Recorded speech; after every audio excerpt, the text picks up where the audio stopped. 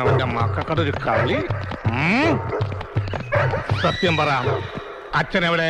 അറിയില്ല. കള്ളം പറയരുത്. അച്ഛനെവിടെയെന്ന് പറഞ്ഞില്ലെങ്കിൽ കള്ളം വായിക്കും. സത്യം പറ, അച്ഛനെവിടെ? അച്ഛനെവിടെ? സത്യം പറ. അടിച്ചിന്റെ കാരണം പറ്റിക്ക് മനസ്സിലായി. മിഠായിയോടെ അയ്യോ, എന്താ സാറേ? നിനക്കൊന്നും അറിയില്ലല്ലേ? പണിക്കരുടെ കബഡി സഞ്ചി വാരി അവൻ ഓടിയത്. അവൻ എന്റെ കൈയിൽ കിട്ടിയ പിഴിഞ്ഞ് ഞാൻ ചാറ് കുടിക്കും. അകത്തൊളിപ്പിച്ചിട്ടുണ്ടെങ്കിൽ മര്യാദക്ക് വിളിക്കേ. ഈ കുട്ടികളാണ് സത്യം. ഇവിടെ ഇല്ല സാറേ. അവന്റെ അല്ലേ കുട്ടികള്. മോള് കരയണ്ട, സാർ ഒന്നും ചെയ്യില്ല. അച്ഛൻ എവിടെയെന്ന് പറഞ്ഞില്ലെങ്കിൽ ചിലപ്പോ ചെയ്യും. പണിക്കർക്ക് തലമുറകളായി കൈമാറി കിട്ടിയ കബഡിയാ. കബഡിയില്ലാതെ അയാളുടെ പ്രവചനം തെറ്റിയിരിക്കുക.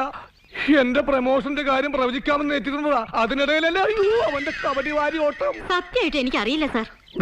പൊക്കിളിയിട്ട് 14 ഇഞ്ചക്ഷൻ എടുത്തൊരു സബ് ഇൻസ്പെക്ടറാണ് ഞാൻ. എന്നെ വെറുതെ പേ പിടിപ്പിക്കരുത്. ഞാനിപ്പോ പോകുന്നു. പണിക്കർ തല്ലിയേനും സ്ട്രീറ്റ് ലൈറ്റ് പൊട്ടിച്ചേനും പരാതി വേറെ കിട്ടിയിട്ടുണ്ട്. അവൻ ഇവിടെ എത്തിയാലുടെ സ്റ്റേഷനിൽ ഹാജരാവാൻ പറയണം. ഇല്ലെങ്കിൽ പ്രകൃതി വിരുദ്ധത്തിന് കേസെടുത്ത് ഞാൻ അകത്ത് തള്ളും. പ്രകൃതി വിരുദ്ധം അല്ല സാർ, സാമൂഹ്യ വിരുദ്ധം. രണ്ടും ഒന്ന് തന്നെ. നല്ല തുടുത്ത